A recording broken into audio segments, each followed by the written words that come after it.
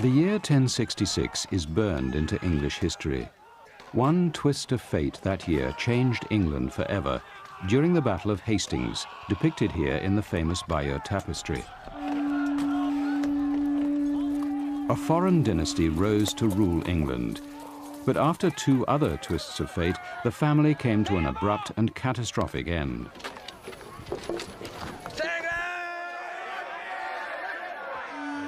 On the 13th of October, 1066, the Normans, led by Duke William, took up positions in these fields. The Saxon King Harold and his army appeared over the rise. Then the battle for the future of England began. William, mounted on a white charger, ordered his Normans to attack.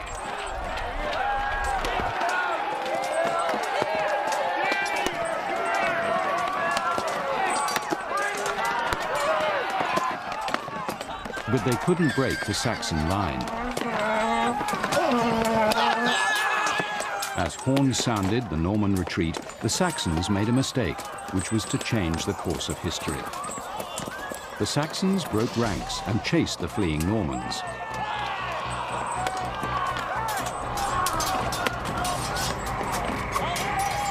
William saw his opportunity and wheeled his cavalry round, smashing into the Saxon line.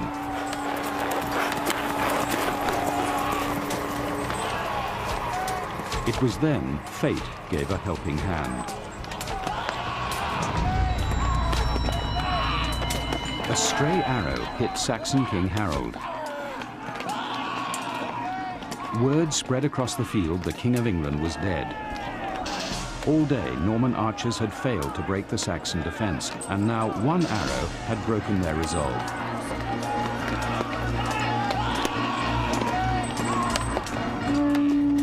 The Saxon line melted away as Harold's bodyguards stayed with their dying king, but they were slaughtered to a man.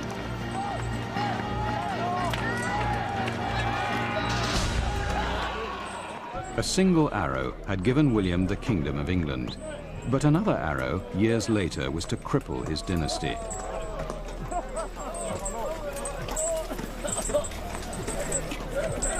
Knowing a crown won in combat could easily be lost in another battle, William ruled his new kingdom with an iron fist. He was intent on crushing the Saxons and establishing a Norman dynasty to dominate England for centuries. Wherever he encountered resistance to his rule, he unleashed a whirlwind of terror. His army swept into the English heartland and destroyed everything, villages, fields, and families. With his power consolidated and his dynasty firmly rooted, William the Conqueror repaid the knights who had backed his campaigns. Saxon lords and bishops were replaced with Normans who crushed any resistance. The Normans forced the Saxons into serfdom to build monuments to William's dynasty. The old Saxon culture of wood and wattle was swept away and replaced with hard stone. Looming over the landscape, the towers were a constant reminder that England was under Norman domination. For 20 years, William the Conqueror held the kingdom in his grip. The Norman dynasty was unassailable by the time he died in 1087. He had sired two sons, William Rufus and Henry. William Rufus, the elder, took the throne. Called Rufus because of his ruddy complexion, the new Norman king was as ruthless and violent a ruler as his father.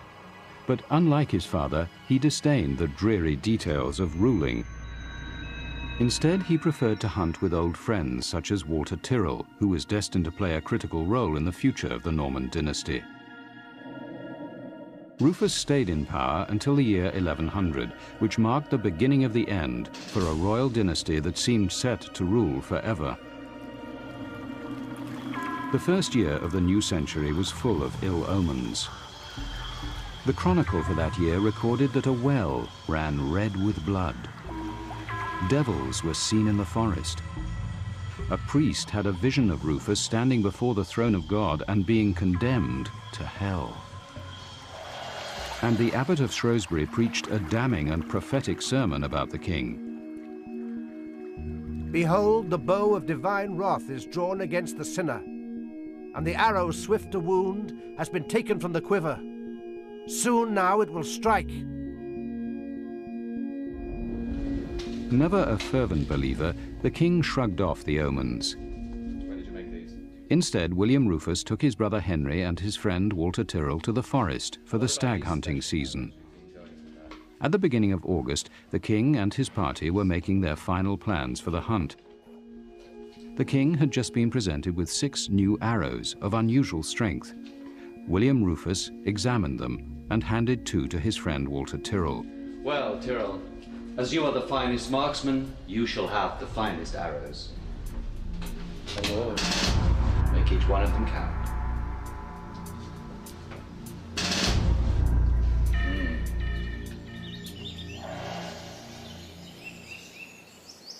That afternoon, the royal hunting party set out.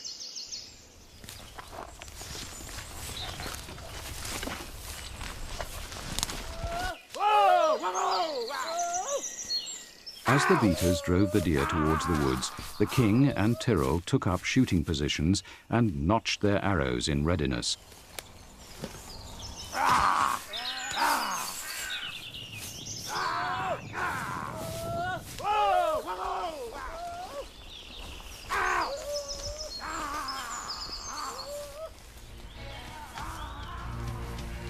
Suddenly, 2 deer broke cover and ran between William Rufus and Tyrrell.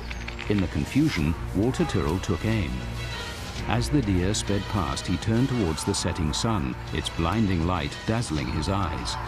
He fired. His arrow missed the stag but sped on, dealing a crippling blow to the Norman dynasty. Walter Tyrrell had killed the King of England. Fearing the worst, he fled to France, never to return.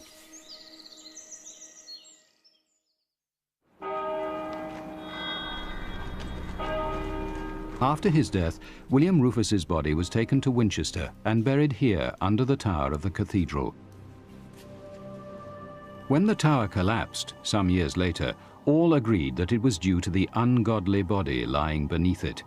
And to this day, no one is sure whether King William Rufus's death was an accident or murder. Continuing the Norman dynasty, William Rufus's brother Henry took the crown. Unlike his brother, he turned out to be a just and popular ruler. But fate was plotting against him too. 20 years after taking the throne, King Henry was on the French coast, preparing to sail back to England. Traveling with the king was his son, next in line to the Norman dynasty.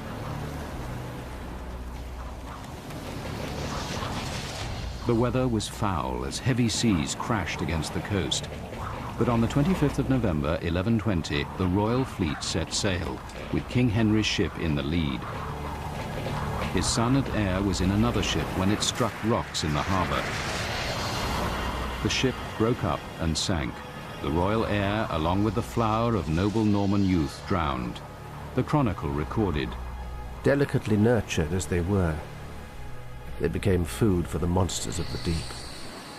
King Henry, who had been celibate for 7 years since the death of his wife, tried desperately to breed a new heir. He failed and died heartbroken in 1135. No ship ever brought so much misery to England. None was ever so notorious in the history of the world. Thus, the male descent of the Norman dynasty passed out of succession in just 69 years, the victims not of men, but of cruel fate.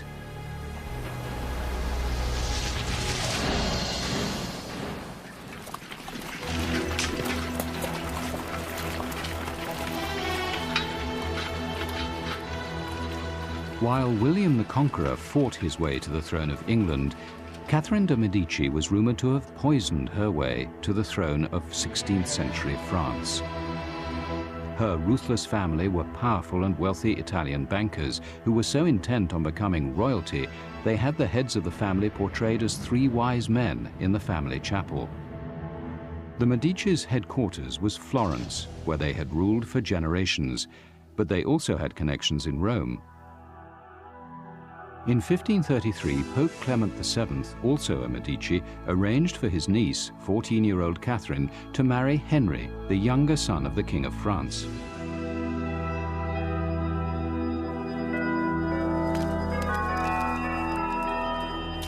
Shortly after Catherine de' Medici's arrival in France, Henry's older brother, the heir to the French throne, died suddenly while playing tennis.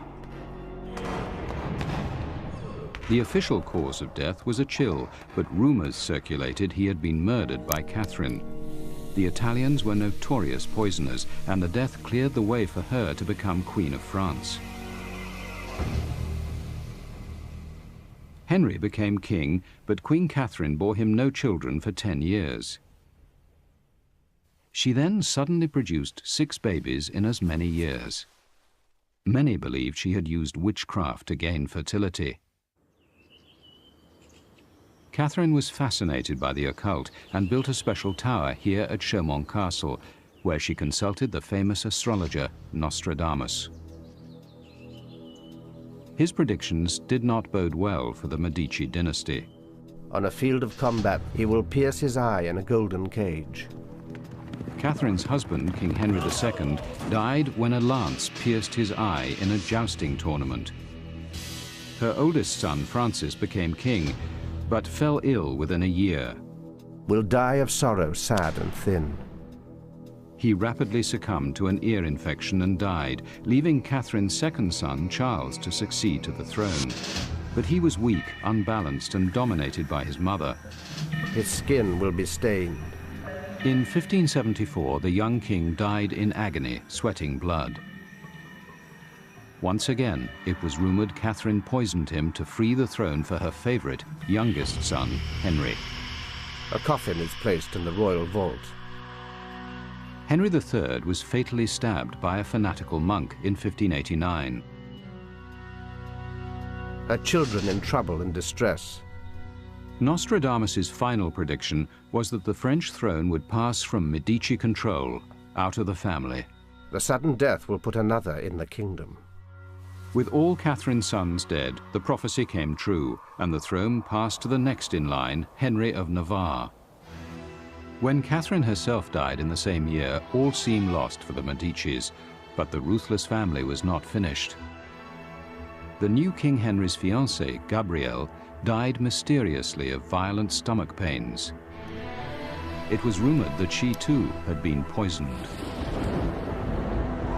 A few weeks later, Henry received an offer from the Medicis to take the wealthy Marie de' Medici as his new queen. Catherine was dead, but the Italian family revived their reputation as scheming poisoners, out to establish a royal dynasty. Marie quickly gave birth to a baby boy, who would become Louis XIII of France. For another 200 years, the Medici's descendants ruled France, until the Revolution and the guillotine put an end to monarchy there.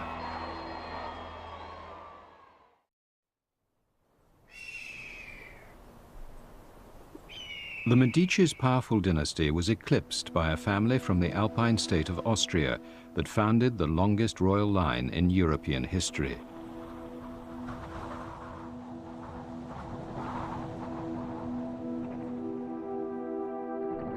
But in the seed of the dynasty's beginning was the germ of its eventual destruction. The obscure noble family rose to royal status to become the powerful kings of the Austrian Empire. They were the Habsburgs. A double-headed eagle was their emblem, and their motto became, "Let others wage war, but you happy Habsburgs, marry." While other royal families made war to gain power, the Habsburgs made love to expand their power. The dynasty was founded in 1271 in the small state of Austria. The first Habsburg kings were rulers with more ambition than power and wealth. 200 years later, the young Maximilian I was to change the entire dynasty's future. This magnificent mausoleum in Innsbruck, Austria, is laid out as a funeral procession for Maximilian. Here he is surrounded by statues of his family, relatives, and ancestors. During his rule from 1493 to 1519, Maximilian was to make the Habsburgs the most powerful royal family in Europe.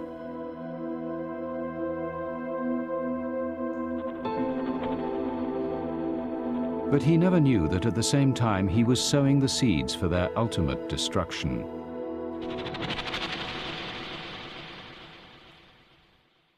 Maximilian was born in 1459.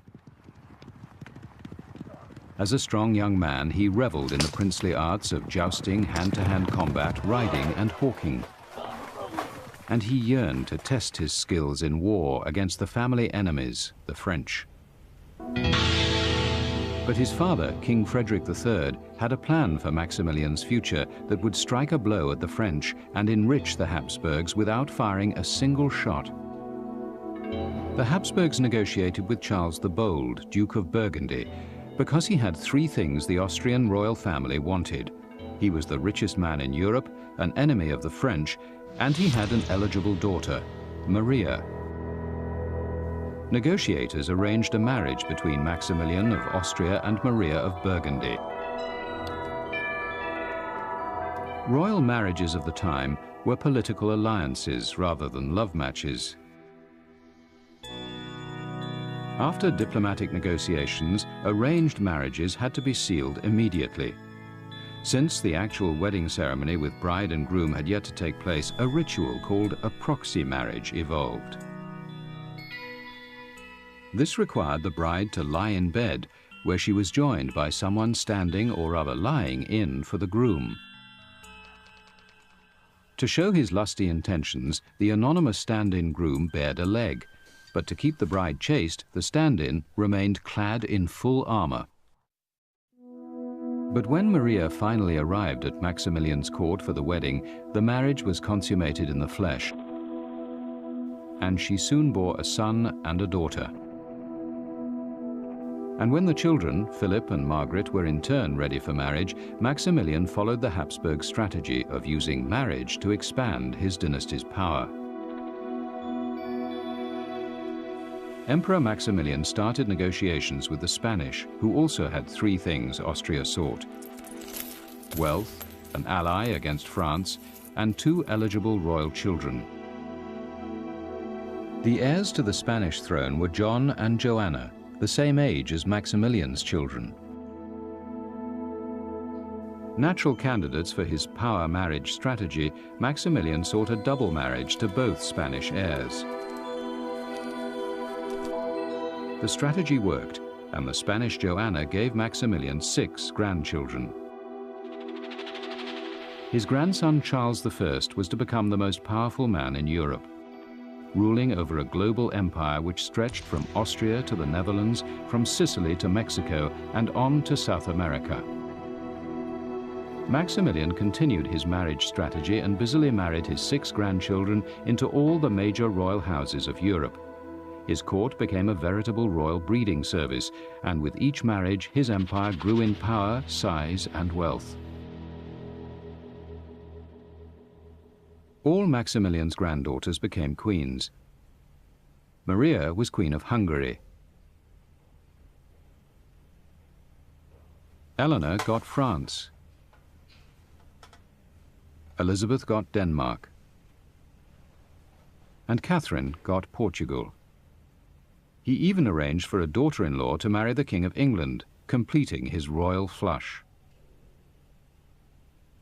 The Habsburg dynasty accomplished the astonishing expansion of their empire not by conquest, but by marriage. But the supply of eligible royals was running out. To hold on to their power at all costs, the Habsburgs instituted a new policy: marry within the family. The result was biological disaster. Unknown to anyone, a genetic time bomb was already planted in the Habsburg dynasty. The Spanish Joanna, whose 6 children started the marriage frenzy, eventually went insane, and her madness was hereditary. The seeds of mental illness had been transmitted to all 6 of her children, the inheritors of the Habsburg dynasty. At the same time, a physical genetic defect was emerging in the ever-expanding family, the Habsburg chin. Maximilian and many of his relatives had very pronounced lower jaws and lips. Charles I, his all-powerful grandson, had a chin which protruded so far his lower teeth could not meet his uppers. Madness and the Habsburg chin were now carried by marriage to every branch of the Habsburg dynasty and into the royal families of Europe. The genetic nightmare had begun. As Habsburg married Habsburg, inbreeding produced generation after generation of freakish mutants, many suffering from insanity.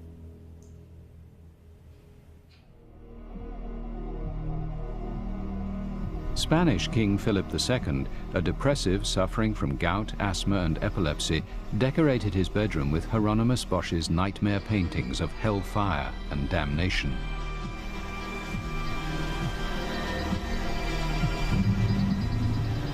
Austrian Rudolf II went insane and was forced from the crown by his brother Matthias. In Spain, the family line degenerated into the freak King Carlos. 7 of his 8 great-grandparents were Habsburgs, and his mother was also his first cousin. As a child, Carlos couldn't even stand unaided, and his jaw was so deformed he couldn't chew his food. Plagued by fainting spells and constant fevers, he was also impotent. Priests were called to exorcise this curse on the Spanish throne. But Carlos died in 1700 at the age of 39. His autopsy revealed internal organs so deformed and degenerated, witchcraft was suspected. He is remembered as Carlos the Bewitched,